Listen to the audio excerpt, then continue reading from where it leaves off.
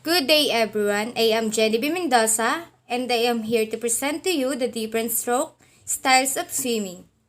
Swimming is an individual or team racing sports that requires the use of one's entire body to move through water. The sport takes place in pools or open water.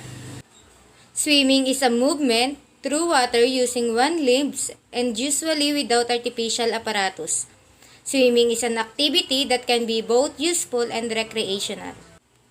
They have two classification of swimming strokes, which is the competitive stroke and survival strokes.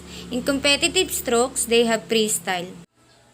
Freestyle or front crawl. The front crawl is likely the first swimming stroke you think of when you picture swimming. It is commonly called the freestyle stroke as most swimmers choose to use this stroke in freestyle events as it's the fastest. To execute the front crawl, you lie on your stomach with your body parallel to the water. Propel yourself forward with alternating arm movements in a sort of windmill motion that starts by pushing underwater and recovers above the water. Your legs should propel you with a flutter kick, which is performed with pointed feet as your legs move up and down in alternation. Do not bend your legs at the knee. Time your breathing to match your swimming stroke by turning your head to the side while your arm is in the recovery position.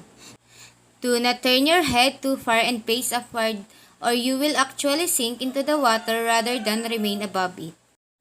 Butterfly strokes. The butterfly is an advanced swimming stroke that provides an excellent workout.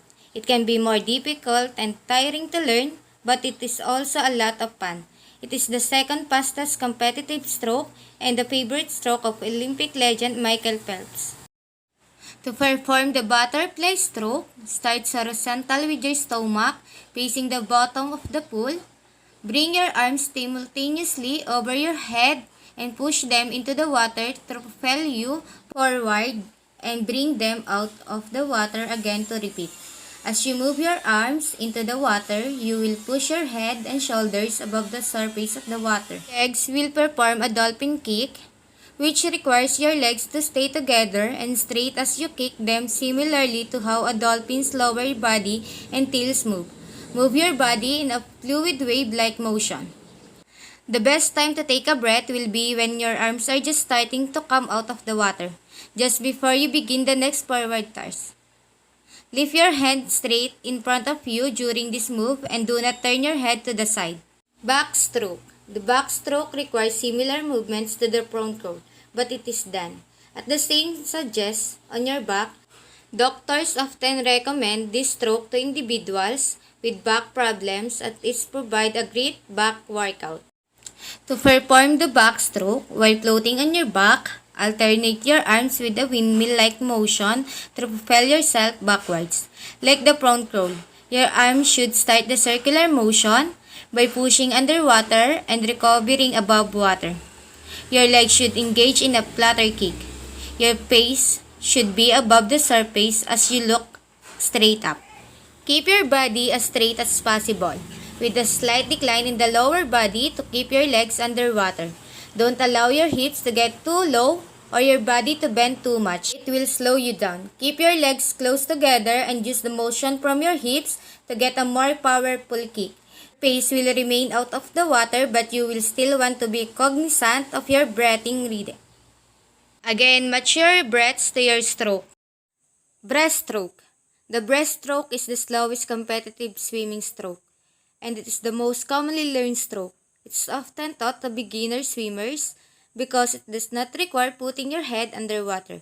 However, in competitive swimming, swimmers do submerge their head and breath and designated points in the stroke.